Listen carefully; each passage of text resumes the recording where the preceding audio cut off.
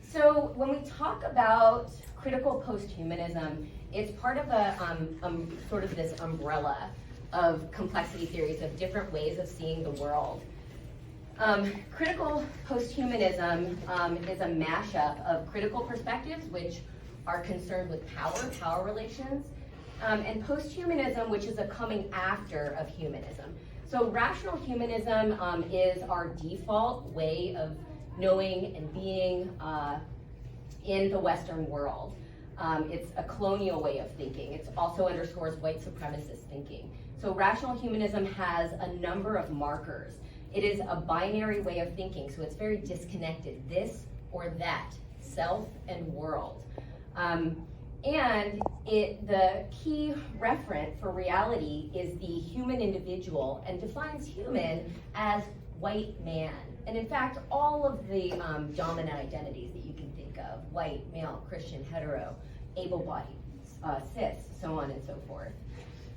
This kind of thinking is transcendent. It means it's up above, looking down on. It can be abstracted from. It's objective because you're distant. It's neutral, there's no power relations. And it's decontextualized, right? Because it's outside, always looking down. It is about being, right? And that's the ontological piece as well. Being as you are this one thing, you are stable, never changing. It's already there, right? We can discover it, it's already there. It can be analyzed and known. And then finally, sameness and universalism. And essentialism, always coming down to the one, right? So Deleuze and Guattari talk about this kind of thinking as arborescent thinking. So it's a tree with one trunk that splits off into branches. That's more of what makes up the trunk, right? So in that way, it's the one that becomes two, and then those branches split off. So in that way, it's reproducing itself. And so the shift over to critical posthumanism is moving from either or to and, to connection and proliferation, relationality. And so we think about, rather than the individual, assemblages and entanglements, right? So it's a whole situation.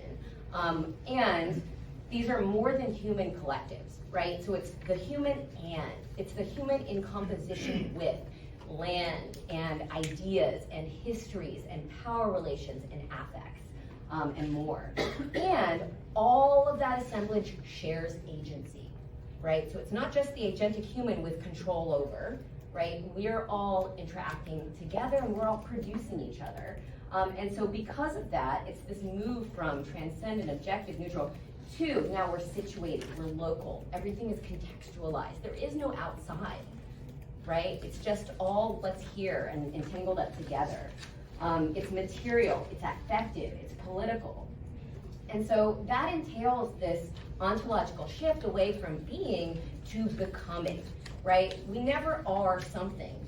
By the time you've captured and said what we are, we've become something different, right? So some people call this vital materialism because it's alive, right? It's always changing, it's always becoming different.